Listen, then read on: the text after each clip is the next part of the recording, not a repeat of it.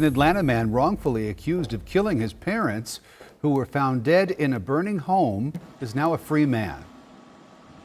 In December 2018, Keith Sylvester was charged with the gruesome murders of Deborah and Harry Hubbard. But after 18 months behind bars, he has been released from jail. As our CBS 46's Bobeth Yates tells us, he is now being exonerated for the crime, Bobeth.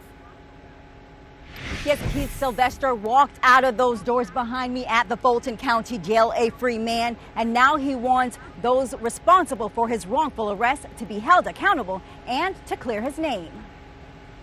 I was telling them since 2018 that I was innocent. Atlanta resident Keith Sylvester says his life changed after the death of his mother, Deborah Hubbard, and his stepdad, Harry, not because of their passing, but because he was falsely accused of the crime. And I was held in jail for almost 15 months. And I wrote just about everybody, and they finally released me in March. Officers accused Sylvester of strangling his parents and then setting their home on fire to get rid of evidence. But there's video evidence that he was not at the scene at the time of the murders. It's not just the video evidence from the convenience stores. It's also his cell phone's GPS data that they had. It's also a dash camera in his own car that recorded his location throughout the night. Putting all of that evidence together, it's impossible to reconcile him being there at a time where he could have started the fire. As a result, a lawsuit has been filed accusing the two Atlanta police officers who completed the investigation of omitting and falsifying information. There was no evidence to connect him to this fire,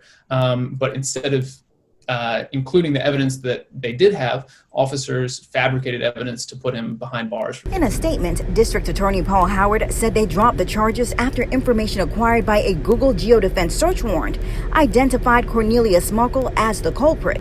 The statement went on to say Muckle's cell phone was inside the house at the time of the crime. As for Sylvester and his attorney, they say much of the information exonerating him was known at the time of his arrest, and they want the officers who they say ignore the evidence held accountable. Requesting accountability and justice from the Atlanta Police Department as well as the government officials